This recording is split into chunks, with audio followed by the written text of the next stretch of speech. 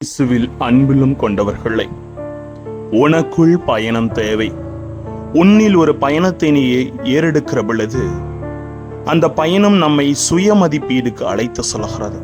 அப்படி சுய ஆய்வு செய்கிற பொழுது நம்மில் நாம் யார் என்ற உணர்வை நமக்குள் உணர வைத்து நமது செயல்கள் ஒவ்வொன்றும் இறைவனை நோக்கி பயணிக்கின்ற பண்புகளாக உருமாற்ற உனக்குள் ஒரு பயணம் தேவை என்ற ஒரு ஆழமான கருத்தினை இன்றைய நற்செய்தி வாயிலாக இறைவன் நமக்கு கொடுக்க விரும்புகிறார்.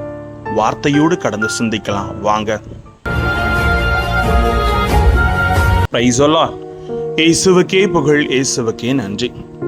இறைவனின் அருட்கரமும் அருளாசிரும் உங்களோடும் உங்கள் குடும்பத்தோடும் நிறைவாக தங்கிட உங்களை நான் வாழ்த்துகிறேன். அன்பில் இனியவர்களே, நாம் அடுத்தவர்களை கணிப்பதில் வல்லவர்களாக இருக்கலாம். ஆனால் நம்மை நாம் ஆய்வுக்கு உட்படுத்த தவறுகிறோம்.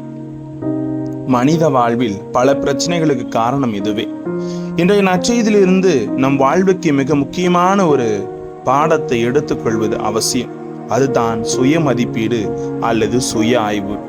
அது எப்படி என்றால், நமக்குள் ஒரு பயணத்தை உண்டாக்கி அந்த பயணம் நம்மை யார் என அறிய வைக்க ஒரு மிகப்பெரிய ஒரு நன்மையின் ஊற்றாகவே இறைவன் நமக்கு கொடுக்க முற்படுகிறார்.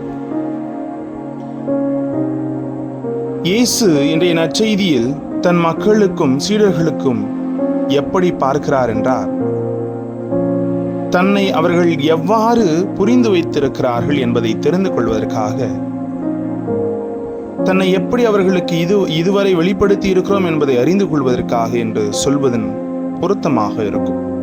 வேறு வகையில் சொல்ல போனால், தன்னையே சுய மதிப்பீடு செய்து கொள்ள இயேசு மேற்கொண்ட ஒரு முயற்சியாகவே இது காணப்படுகிறது.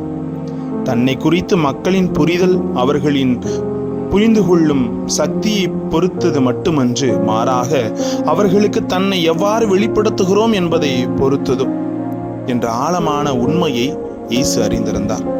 இந்த சுய மதிப்பீடே அவரது போதனையின் போக்கை மாற்றியது.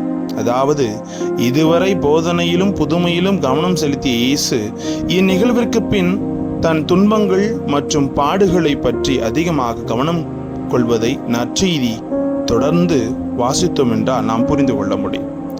நம்மையே நாம் சுய ஆய்வுக்கு உட்படுத்த முயற்சி எடுத்தோம் என்றால் நிச்சயமாக நம்மால் பல பிரச்சனைகளை சரி செய்ய முடியும். நம்மை பிறர் தவறாக புரிந்து வைத்திருப்பதற்கு மற்றவர்கள் தான் காரணம் என்று மற்றவர்களை குற்றம் சொல்லாமல், நம்மை சரியான முறையில் அவர்களுக்கு வெளிப்படுத்தாமல் இருக்கிறோமா என்று எண்ணி பார்ப்பது நமக்கு வளர்ச்சியை தரும், பிரச்சனைகளை தவிர்க்கும் ஒரு காரணியாகவும் இது அமைந்து விடுகிறது.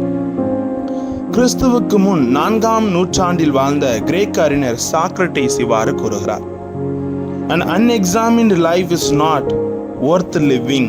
அதாவது, ஆய்வுக்கு உட்படுத்தாத வாழ்வு வாழ தகுதியற்றது என்று சாக்ரட்டிஸ் சொல்லுகிறார். நோ தை செல்ஃப், உன்னை அறி என்ற ஞானத்தை உலகுக்கு வெளிப்படுத்தினார். அதுவும் இன்றும் கிரேக்க ஞானத்தின் தலை சிறந்த முதுமொழி என்று கருதப்படுகிறது. ஒரு மனிதன் மேற்கொள்ளுகிற பயணங்களின் தலைச்சிறந்த பயணம் தனக்குள் மேற்கொள்ளுகிற உள்நோக்கிய பயணம் தான். அப்படி பயணிக்கிறவர்கள் தான் ஞானிகளாக உருவெடுத்திருக்கிறார்கள். இவர்கள்தான் வாழ்க்கைக்கு தேவையான முக்கியமான கருத்துக்களை இந்த உலகிற்கு தந்திருக்கிறார்கள். அப்படிப்பட்ட ஞானிகளை தலை திறந்தவர் தான் இயேசு கிறிஸ்து. அவரின் பாதையில் நடப்பவர்களாக நாமும் நம்மை சுய மதிப்பீட்டுக்கு உட்படுத்துவோம், வாழ்வை நலமாக்குவோம்.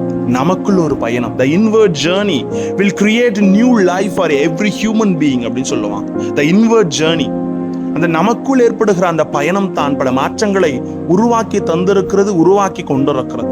ஆனால் இன்று நமக்குள் உள்நோக்கிய பயணத்தை நாம் ஏறெடுக்க விரும்புவதில்லை. ஏனென்றால் சொல்லுவாங்க இல்லையா, நோ தை செல்ஃப், உன்னை பற்றி தெரிந்து கொள், நீ யார் என்று உணர்ந்து கொள் என்ற மேன்மையை இன்று ஆண்டவரும் சுய ஆய்வு செய்து புரிந்து கொள்ள அழைப்பு விடுத்தார்.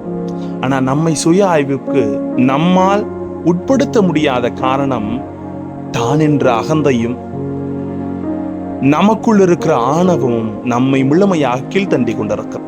எனவே அதை தூக்கி எறிந்தவர்களாக நமக்குள் ஒரு பயணத்தை தொடர்வோம். ஜெபிப்போமா? அன்பு இறைவா, உமது அருளும் ஆற்றலும் எங்களை ஒவ்வொரு நாளும் வழிநடத்துவது போல எங்களுக்குள் ஒரு பயணத்தை நாங்கள் மேற்கொண்டு முழுமையாக அறிந்து கொள்ள எங்களோடு தங்கும் ஆண்டவரே. Praise the Lord.